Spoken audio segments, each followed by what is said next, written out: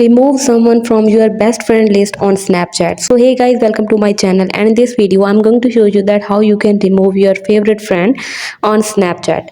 So before starting the video, please make sure to watch the complete video to avoid forgetting anything and making mistakes. So guys, let's get started. You can see that I have different friends list. So now if I wanted to remove one of my favorite friend from the friend list, I have to tap right here on the bitmoji icon, and after that you can see that I have different options. So I will find the my friends option. So I will have to tap right here on my friends, and after that you will see different friend list. If I wanted to remove one of my favorite friend, so all I have to do is to tap one of the friend name, and after that you can see the manage friendship. So you have to tap right here on the manage friendship, and after that you can see the remove friend option. So you just tap right here on the remove friend, and this friend will be removed from your list.